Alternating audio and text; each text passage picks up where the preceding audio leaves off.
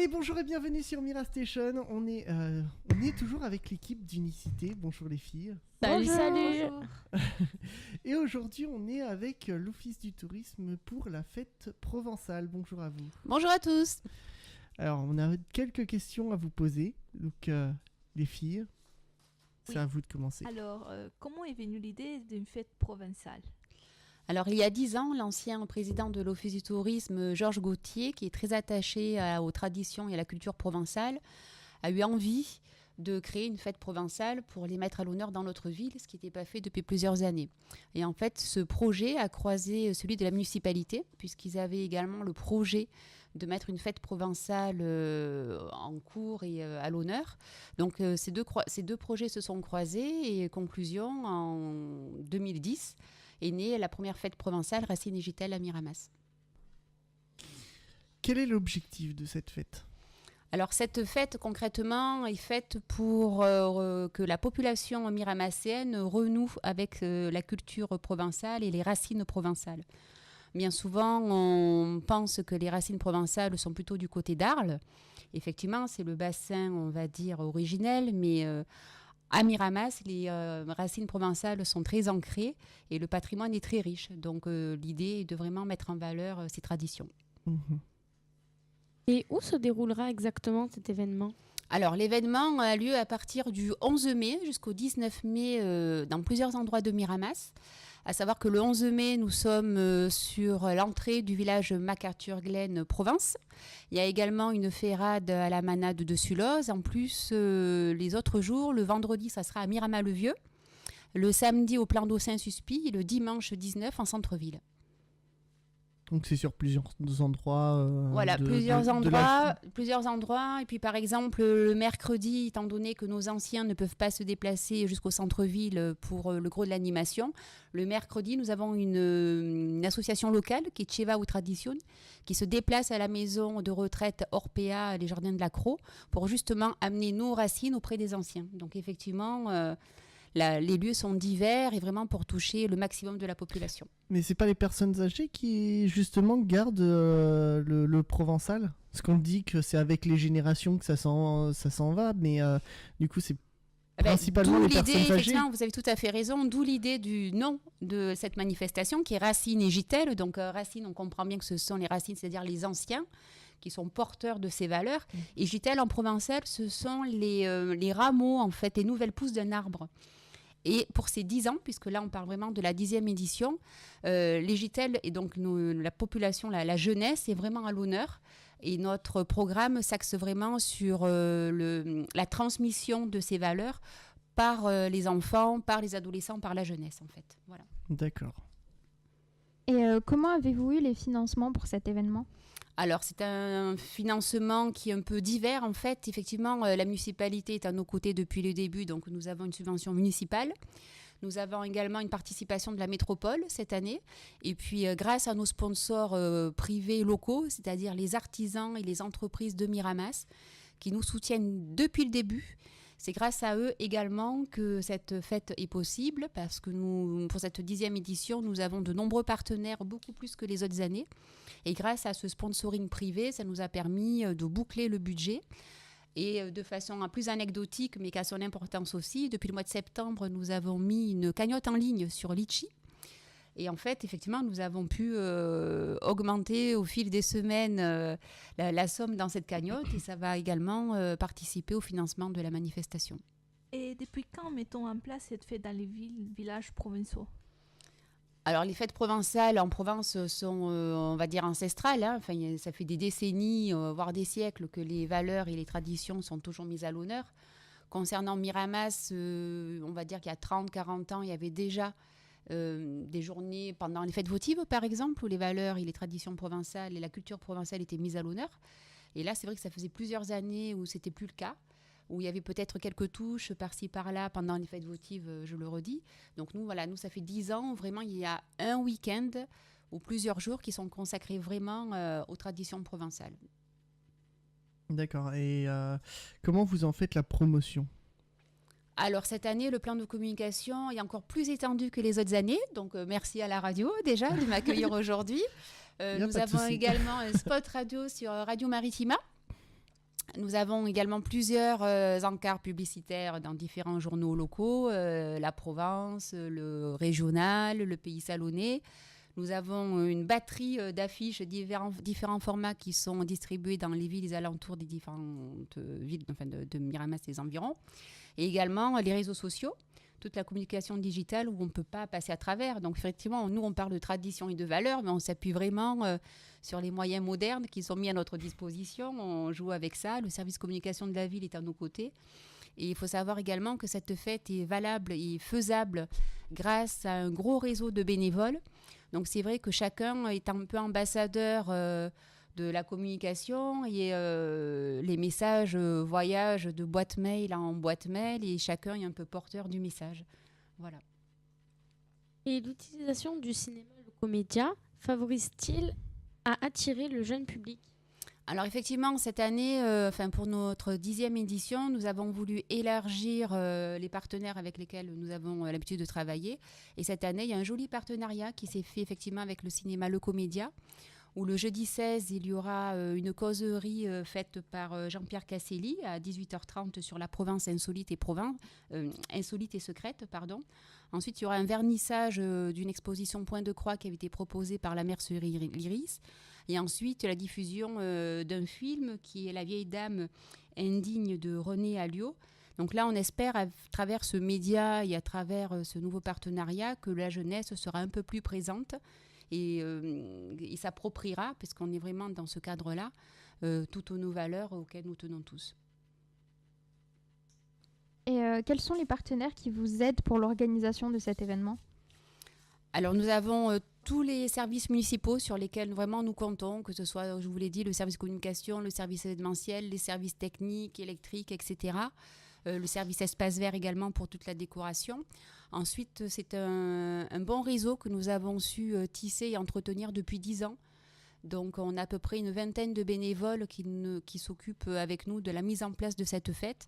Là, nous y travaillons tous depuis le mois de septembre, puisque comme c'est la 10e édition, nous avons voulu vraiment proposer un programme dense et plus riche que les autres années, plus fourni. Donc les bénévoles sont à nos côtés et fidèles depuis le début. Et c'est grâce à eux qu'une certaine énergie, un certain dynamisme s'est créé. Et voilà, et puis l'équipe de l'Office du tourisme, bien entendu, puisque nous sommes associatifs. Donc le conseil d'administration, toute l'équipe est mobilisée pour la réussite de cet événement. Pourquoi une bénédiction des cheveux est faite ? La bénédiction, c'est également un des marqueurs des fêtes provençales. Nous avons la chance sur Miramas d'avoir maintenant 2 associations qui font la promotion et la valorisation de la race des chevaux Camargue. Donc c'est vrai que depuis le début, nous avons voulu les mettre à l'honneur puisque nous avons la chance d'avoir des partenaires locaux qui proposent ça. Donc c'est les gardiens de l'accro qui sont avec nous depuis le début. Et puis Cheva ou Tradition qui également propose la monte camarguaise et la valorisation du cheval.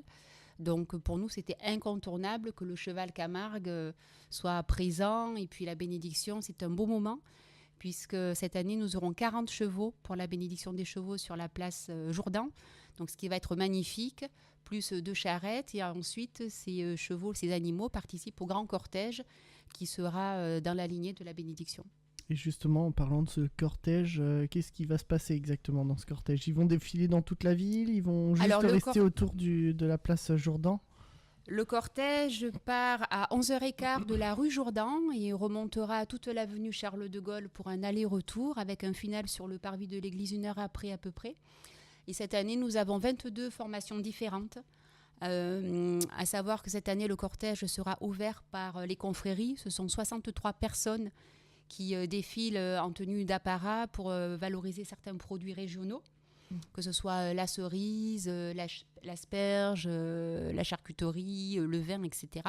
Ensuite, nous avons plusieurs calèches et différents groupes folkloriques qui viennent de différents endroits de province, puisque nous, le but est de vraiment montrer la diversité des costumes provençaux, puisque quand on parle de costumes provençal et traditionnels, ça touche autant la Provence maritime, qui est un costume très particulier, avec des coiffes très particulières, par rapport aux autres costumes, que ce soit les costumes d'Arlésiens ou les costumes du pays d'Aix, où les costumes sont très différents. Donc c'est vrai que dans le choix des groupes participants, on veille vraiment à ce qu'il y ait une grosse diversité pour ravir le public et satisfaire tout le monde.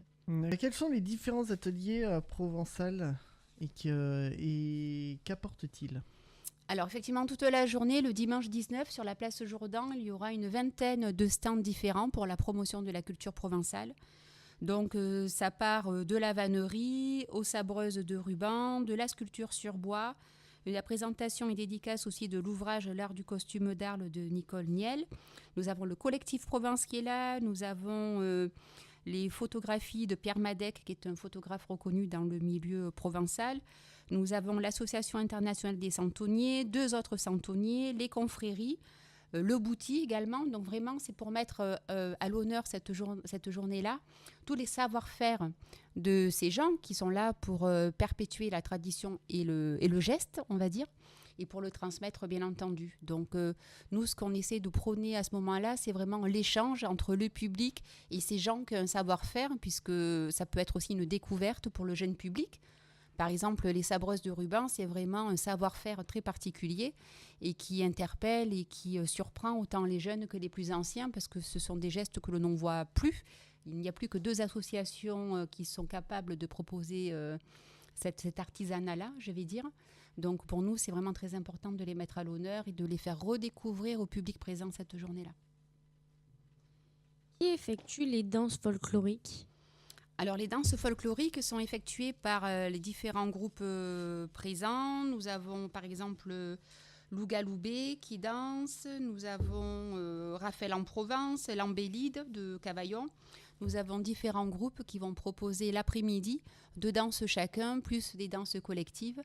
Et nous avons également prévu une danse qui est destinée aux enfants, puisque justement les JTL, c'est-à-dire notre jeunesse, est mise à l'honneur cette année-là encore plus.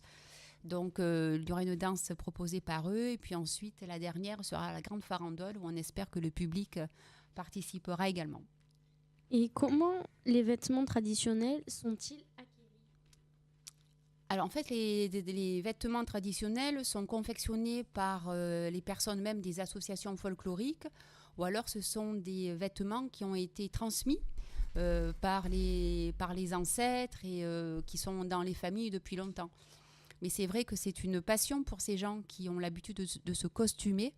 Et bien souvent, le chine à travers les vides commodes arlésiens, à travers les vides greniers ou sur certains marchés locaux, on va dire, où elles vont trouver des dentelles en coton magnifiques ou des vieux bijoux.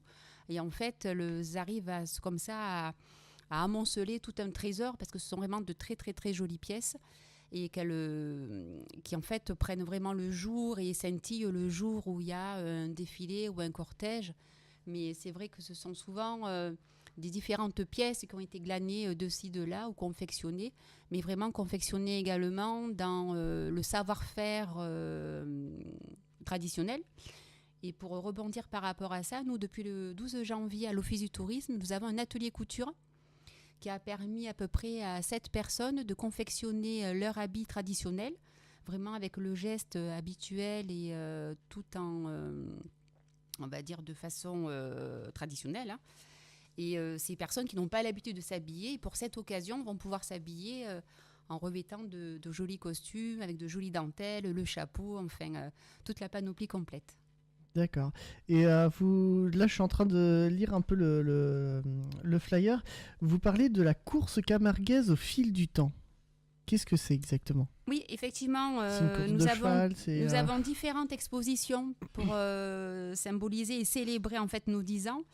Et effectivement, le jeudi 16 mai, à partir du jeudi 16 mai, il y aura une exposition qui est proposée par Tcheva Oui Tradition. Et en fait, c'est une exposition sur les origines de la course camarguaise. Donc pareil, que l'on cible beaucoup plus dans le pays arlésien, on va dire, Saint-Martin-de-Crau, Arles, etc. Mais là, pendant plusieurs années, nous, on a eu des démonstrations dans les arènes mobiles qui étaient mises sur la place Jourdan. Et cette année, en fait, ça retrace vraiment l'histoire de ce sport, en fait, typiquement provençal. Et donc, cette association a voulu vraiment, grâce à un don en fait, qu'ils ont eu, mettre à l'honneur ce sport-là. Voilà. D'accord, parce que bon, je parle pour moi parce que bon, je suis pas de la région, mais je connais pas du tout. C'est parce que moi, quand on me parle souvent des courses camarguaises ou de quelque chose du sud, je pense souvent taureau.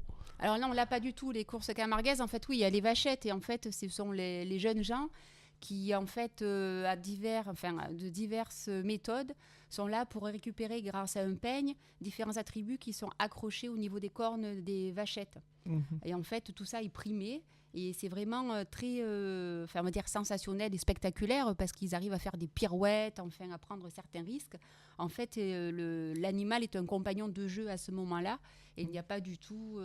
ça n'a aucune ressemblance avec la corrida si vous faites allusion à ça. D'accord. Le rétrospective Racino. Alors, la rétrospective Racine Végétale, en fait, effectivement, depuis nos 10 ans, il y a les 2 associations de peinture locale, Évasion Peinture et Palette Arentiel, qui participent à un concours de peinture qui a lieu lors du dimanche, en fait, lors de la fête. Et cette année, on a voulu vraiment mettre à l'honneur cette production de 9 ans de participation. Et effectivement, depuis aujourd'hui, en fait, elles sont venues accrocher les différentes toiles qui retracent les 9 ans de participation au concours de peinture. Parce que bien souvent, on voit les tableaux, enfin les toiles ce jour-là, et puis après, on ne les voit plus. Donc, on trouvait vraiment dommage que le soit stocké quelque part et invisible. Donc, on a voulu vraiment les mettre à l'honneur et faire une rétrospective de leur production et pour les remercier de leur fidèle participation également. D'accord. Et dans le même style, il y a également une rétrospective photo qui sera en place le dimanche 19 mai en centre-ville. Nous avons voulu également balayer avec de super clichés photos que nous avons depuis 9 ans, les différentes éditions de la fête provençale Racine et Gitel, parce que chaque édition a eu des spécificités. Par exemple, une année, on a mis le théâtre en provençal à l'honneur, et en 2014, nous avons mis Frédéric Mistral à l'honneur. Donc chaque année, il y a eu des particularités. Cette rétrospective photo va vraiment revaloriser, on va dire, ces différentes éditions. D'accord. Et donc on rappelle, donc c'est du 11 jusqu'au 19 mai, c'est ça? Exactement. Voilà. Et le 11, le 13, le 14, c'est sur Miramas aussi ou c'est ailleurs? Alors effectivement, c'est sur Miramas, sauf pour la Ferrade qui est organisée par Tcheva ou Tradition à la Manette Fano à Sulloz sur Istres. Mais ensuite, toutes les autres animations ont lieu à Miramas dans différents lieux. Et ça commencera effectivement le lundi 13 mai à 17h30 par une présentation de costumes faite par Christiane Leder en salle des mariages. En fait, ça va nous permettre de comprendre justement comment sont faits les costumes et comment s'habille une Arlésienne, parce que c'est très très codifié. Et donc, on va apprendre les différentes époques aussi des costumes, et tout ça d'une façon légère, on va dire, et conviviale. D'accord. Entrée gratuite, je suppose? L'entrée est gratuite, effectivement. Toutes les animations sont gratuites. Il y aura juste la projection au cinéma le jeudi à 21h30 qui sera payante dans le cadre du fonctionnement habituel du cinéma. Mais toutes les autres animations sont effectivement gratuites. D'accord. Bon, bah écoutez, nous on sera présents. Bon, bah écoutez, merci à vous. Merci en tout cas de votre écoute et de votre partenariat pour le coup. Il n'y a pas de souci. Bon, bah merci à vous.